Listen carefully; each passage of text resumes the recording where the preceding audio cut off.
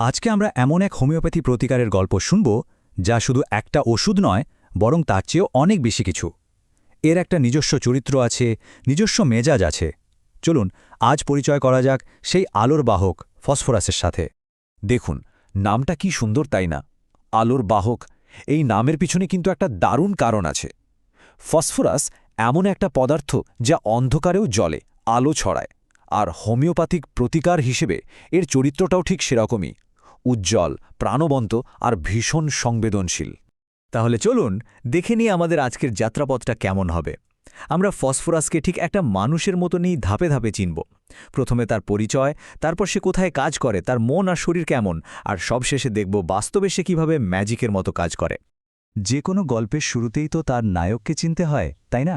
তো চলুন প্রথমে ফসফরাসের উৎসটা জেনে নিই। কোথা থেকে আসে এই আলোর বাহক?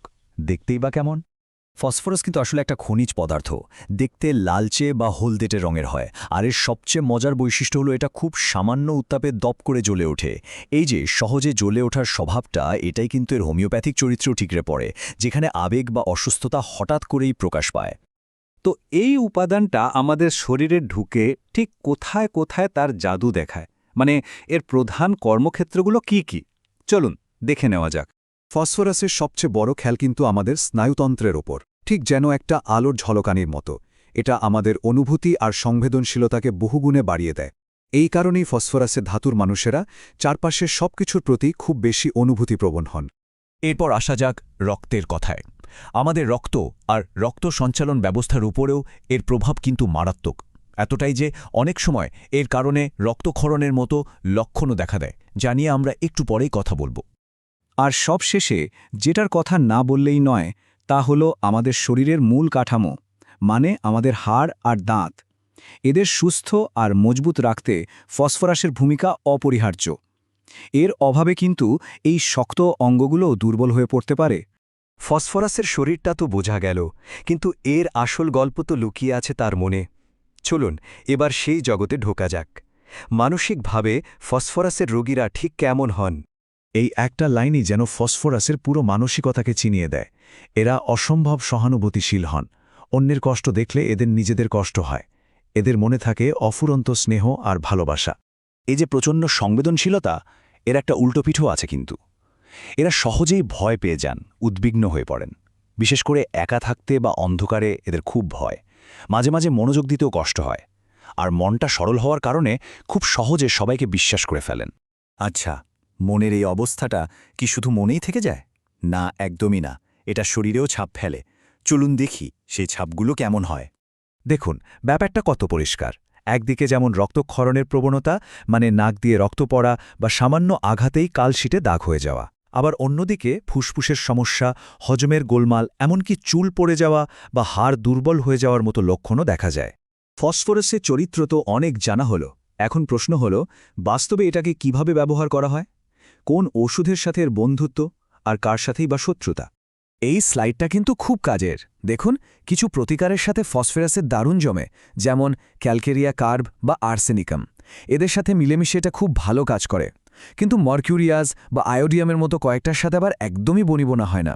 তাই ব্যবহারের আগে এই সম্পর্কগুলো মাথায় রাখা খুব জরুরি।